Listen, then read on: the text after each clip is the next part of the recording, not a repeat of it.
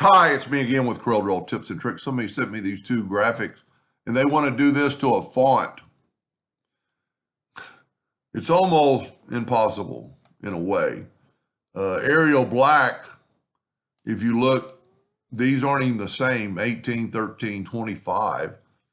And then if you measure the other item, it's 7.2. So if we were to take this and go up to Object, or excuse me, Effects and Contour, and we're going to contour the inside. So this is going to be thicker. It's not going to look good unless that's acceptable. Now, Arial, just regular Arial is 0.63, 0.63, 0.63. Now, I've taken this font and turned it into a curve so I can do this because, one, it helps you snap to when you're measuring the distance. It'll snap to whether it's a curve. So these are even. This one's not. So we can change this if we take the shape tool, and I'm going to change my nudge to the difference, which is 0.09. And I'm going to take my two nodes and I'm just going to right click. And now they're all 0.63. So now it'll work on this font. But you know, if you had to do the whole alphabet or a bunch of letters, you know, and like the A's would be even harder. But now let's take this and let's go like, with 0.35 is going to be too much. Let's go, so where were we? We were 0.63, so 0.21 maybe. And that makes it equal because it's 0.63, so it's 21, 21, and 21. And then you could just fill this in. But if you had other letters, let's say an A, it's not going to be as easy because the fact that it's on an angle and you can't really just do that. And, you know, so we're going to left click, right click, but then we have to turn it into a curve. Now, Arial has always had this little loop-de-doo. I don't know if anybody's ever noticed it, but if you take your shape tool and get rid of those two lines, and then take these and right click and turn them into a line, take those two nodes away. And it's going to be, well, let's make it a little bit bigger. Let's just measure this one. Maybe the sides are the same. So let's get our parallel dimension tool and let's measure that and see how it's snapping to it. So I have 0.55. And if I take my parallel dimension tool and kind of go at an angle so it'll be straight across, and I missed the mark. It's 0.69.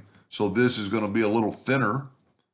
And if we wanted it to work the way we were, 0.69 minus 0.55 is 1.4 bigger. So we could take our shape tool, and my suggestion would be to set your nudge factor on 0.07 instead of the 14. And then let me zoom in here.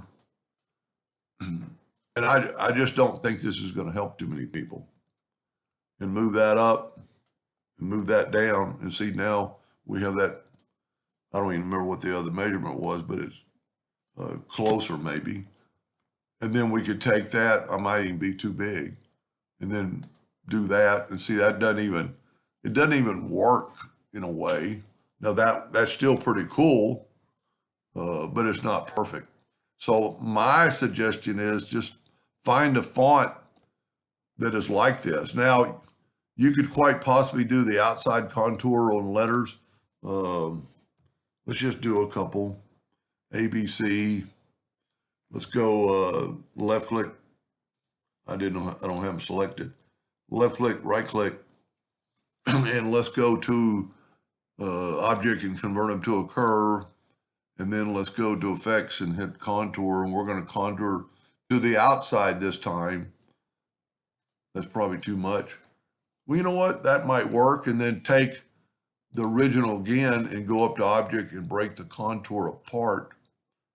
I got to select it all. When you don't see that come up, you've got to select it all. Then take the inside again and go to the inside. And then you have, if you take away the original contour, and see there's that little whoop-de-doo that, and it doesn't work on the A. You know, all the other letters are going to look pretty good. I mean, we just take the Smart Fill tool and fill that in, You've got that effect, and you can do it to the inside also. So this isn't going to help too many people because this just doesn't work. I mean, it looks, well, if I straighten up the A, and maybe another font would work better, but that's how, well, you know, let's do this. The only other thing you could do is to take this and left click, right click, go up here, let's convert it to a curve, and now let's make this something other than a hairline. Got to be pretty thick. And there you kind of have the same effect, but you're not as deep. See, there's that little part of the, you know, so that would work just by making that. And you could always go up to object and convert the outline to an object. And then you could go left click, right click, and you have those lines. Now that did work in this case, but you know, if you're using Arial, make sure you fix that little, I don't know what it is in the drawing, but it's something that's off. Anyway, maybe that helped somebody, and I don't know. Thank you for watching.